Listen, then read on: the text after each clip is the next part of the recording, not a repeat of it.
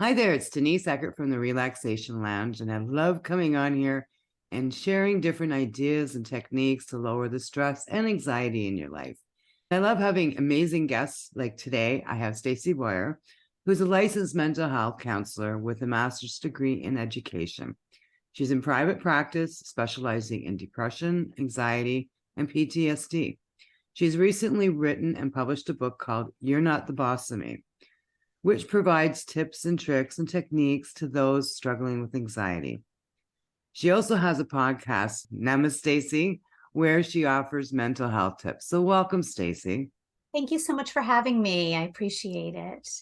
I love that you deal with anxiety because so many people suffer from that. So can you just tell us, what is anxiety? Absolutely. Well, I think everybody is anxious at some point in their lives and probably daily. But when it becomes a real issue and it's going on for over 6 months and you feel like you can't control it and you have all kinds of other symptoms, 6 of them to be specific, that go on that are not part of drinking or drugs, it's something that is unrelated to that. And also, if it's affecting other areas of your life, like school or work, then it becomes a real issue. And it's really important to seek help, such as a therapist, to work on techniques to kind of help with that. Now, what are the symptoms of anxiety? Because sometimes people really don't know what they're going through. Right. Well, it could be different for everybody. It could be feeling on edge, irritable, fatigued, sleeping too much, sleeping not enough, muscle tension, anger issues, on and on and on. And, it comes out in different ways too. When we're stressed, sometimes we have headaches or we have stomach aches. We have all kinds of issues going on that we can't pinpoint why we have it. And sometimes it's even muscle tension or backaches, headaches, and it's all related to stress and anxiety. Wow. And I mean, how can you tell if you're experiencing anxiety? Because it really sounds like it's everything, you It's know? Yes. Well, again, if it is kind of encompassing your entire life, if you're feeling anxious in all areas of your life, then it's really something to kind of check out, go to a doctor, see a therapist. And if it's been going on steadily for 6 months, then it becomes a major issue. But like you said, we all experience anxiety. So there are little things we can do on a daily basis to help when it doesn't get to that point where it becomes generalized anxiety disorder. Now, when you start working with a new client, like, are there tests or special things that you can do to pinpoint the anxiety?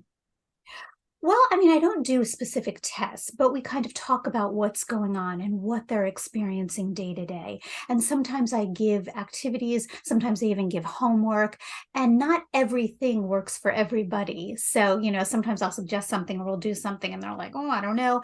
And for other people, that can work really well. So I think it's really important for all of us to kind of have that pretend toolbox of things that we know we can grab that will help us in various situations. What are some of the things that can trigger the anxiety within us?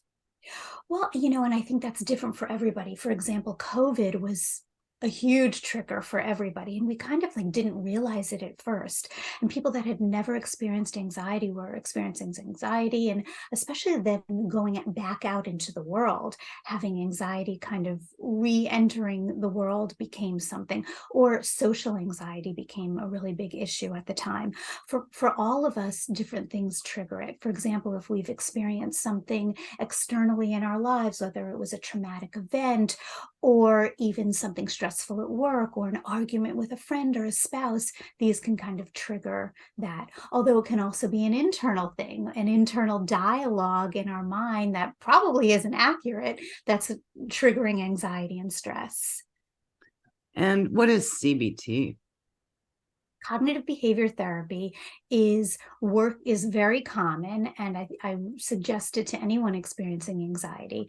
It's working on your own thoughts and basically not allowing those thoughts that come into our mind to encompass our world.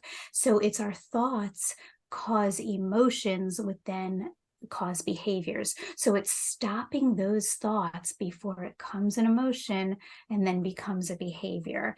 And it's a really kind of common therapeutic practice that people use when treating anxiety, because I think it's like 80% of our thoughts really aren't accurate, aren't 100% correct. So it's stopping those negative thoughts, stopping those incorrect thoughts before they infiltrate our body and become emotions. And then we act on behaviors that are inappropriate. It's kind of catching those thoughts before they do all that damage. Now, can you give us an example? Of somebody having a thought that isn't accurate. Oh gosh, well, it could be so different for everybody. So, oh gosh, let me think of a particular thought that I hear all the time. Maybe I'm not good enough, or I will never be able to get that job because I'm not good enough. Well, you question your own thoughts. Is this thought really true and accurate? Is it accurate 100% of the time? Is there evidence to this thought? What is the evidence to this thought? Is there evidence to the opposite of that thought? What would a friend tell me in whatever scenario it is? Or what would you say to a friend who came to you with this thought? And most of the time, oh, I would say to my friend, go for the job or do that and you're fine. But yet you're not speaking as kindly to yourself as you would a friend. So it's really kind of trying to be positive, changing those thoughts, and then it's kind of working on that. I love that because you're stepping back and yeah, you're taking a look at, is this really true? Because sometimes you can get just caught up, oh, this isn't good enough. Meanwhile, it's a wonderful job that you've done, but you just have that fear of putting it out there sometimes. Yes, isn't that true? We get hung up on the negatives so easily, which is like so annoying. But the truth is, if we every time we have a negative thought, you counteract it with 3 positive thoughts, which sounds hard, but you can rewire the brain, rewire the neurons to kind of easily go to the positive instead of the negative. And it's true, we're nicer to friends than we are in our internal dialogue sometimes, and it's important to recognize that. Yeah, absolutely. Now, you say you work with a lot of people with PTSD. So, what exactly is PTSD? Yes. Well, PTSD is post-traumatic stress disorder, and your audience might remember there's shootings all the time in the United States, but there was one in Parkland, which is a mile from my office, the Parkland shooting at Stoneman Douglas High School, which was horrific and horrible. And the community, still obviously is grieving from that 5 years later. So I've worked with a lot of people enduring issues having to do with that. And I do a technique called EMDR, which perhaps you've heard of. It's sort of a bilateral stimulation. It's not really talk therapy and it's not CBT, but it's working on both sides of the brain to kind of, again, sort of change thoughts, because you're never going to undo. Nothing's a magic potion. What happened to us, whether it was something traumatic like a school shooting or something different, less traumatic, but still traumatic for you, it's never really going to go away. But the thought is to get rid of those PTSD symptoms. So when you think of what happened, you don't experience the night sweats or the night terrors or the anxiety or the depression linked to it. It's a different type of therapy. We work on I'll give you some examples. If I'm in the office, we have something called tappers, and one vibrates in one hand and one vibrates in the other. And it's a special thing that we say and do and talk about, and it stimulates both sides of the brain. If we're doing telehealth, the bilateral stimulation is the right hand on the left shoulder, the left hand on the right shoulder, and it's a tapping sensation. So you're stimulating both areas of your brain, which is interesting. And again, it works for some people and not everybody. It's just finding what works for you. Now, when someone is suffering, anxiety or PTSD, at what point do you think they should come and seek professional help?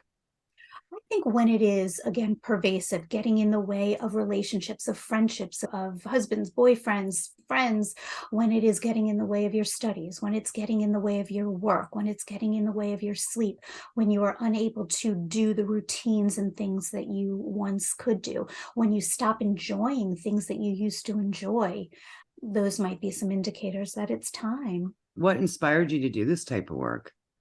Well, let's see. I always wanted to go into psychology, and I actually didn't. I was a teacher, like you had mentioned before. And when my youngest daughter went to kindergarten, I think it was, I said, oh, I'm going to go back to school too. And that's when I kind of pursued this. And lo and behold, the Parkland shooting happened. So that kind of drove me into that. But yeah, it's been an interesting series of events to lead me here. And now I'm exclusively telehealth because of COVID. And people seem to really enjoy therapy this way, some people, because you can do it from the privacy of your own home, car, beach, wherever you are. Yeah, exactly. The life on Zoom. Yeah. Now, do you have anything that you can offer the audience today? I can always offer a 15-minute kind of consultation, but I also would like to maybe offer some of the tips that I have in my book or that we could kind of talk about, which is like deep breathing. So one of the things that I always say to people is deep breathing helps with so many things. And I think so many of us are doing it wrong, right? Like we're breathing into our chest when actuality there is a right way to breathe for anxiety. And that would be in through your nose, all the way down into your stomach, almost puffing, pushing your stomach out, holding the air there. And then as slow as you can, even slower than you breathed it in, blow it through your mouth, through pursed lips. So practicing that really stimulates the vagus nerve and really slows the heart rate. So I think so many people kind of don't know how to breathe when they're feeling anxious. And it's important to practice when you are not anxious. So then when you are anxious, you can like easily draw upon that behavior. Well, and it's a good practice too, even if you're in traffic or something and someone pisses you off, or you're in a lineup and something pisses you off. You just basically just, getting back to yourself. Are there other techniques that you'd like to share with us today? Well, getting back to the deep breathing, there's so many, such as the triangle breathing, visualizing a triangle or a square and doing the breathing that way. I also like to work a lot on visualizing your safe space, which of course is different for everybody. So when you are feeling calm and not stressed and not anxious, kind of sitting there and visualizing where is a place that you felt most safe, most happy, most secure. And for some people, the mountains, the beach, I don't know, a tent out, who knows, wherever it is for you. And really pretending that you're there. What did you smell? What did you see? What did you hear? What did you taste? And then doing that a lot. And again, like you said, when you are maybe in traffic or wherever feeling stressed, okay, take me to my safe space and really and truly get yourself there. And I love that you use more than one or two senses. What did you feel? What did you smell? It's a lot more than just feeling that you're there. It's all your senses and actually putting yourself there. That's neat. Because I know for the ocean, like that's where I love being. And it's the salt air, just the wind on your face. Like there's a lot of other aspects to it rather than just visualization. Yes. I mean, and you've hit into grounding like perfectly. That's exactly what grounding is, using your five senses. So if you're feeling stressed wherever you are, 5 things I see, 4 things I hear, 3 things I smell, 2 things I can touch, 1 thing I can taste, just to draw yourself back into the moment. That's exactly what grounding is. And it works. Yeah. Okay, we're going to wrap this up. So what are your words of wisdom that you'd like to leave with the audience today? Well, let's see. Deep breathing, positive thoughts. Of course, you could always purchase my book for more of these wonderful tips to help. I always like to throw in journaling. When people are really stressed and anxious, writing those thoughts down really help for a lot of people. In your book, is it a bit of a workbook, or is it a list, or is it stories? It has little stories, it has tips, and it has journaling, all combined in one, and reminders of things that we should be doing that sometimes we forget. So it's kind of encompasses exactly all of that. Great. Well, thank you so much for your time today, Stacie. So wherever you're watching this or listening to this, I will be putting Stacie's information there. And feel free, if you have any questions, reach out and ask questions. Well, thank you so much, Stacie, for your time today. And thank you, Denise. And thank you for listening, and I'll see you in the next episode. If you're looking for more ways to reduce the stress in your life, please visit www.therelaxationlounge.info. Here I've got access to a free Facebook page where you can get support, information on the podcast where I interview different individuals who share their techniques to help you reduce your stress, plus a membership that you can join where you can come and do stress reducing practice on demand anytime you need to reduce the stress in your life and create more happiness in your world. I'll see you in the lounge.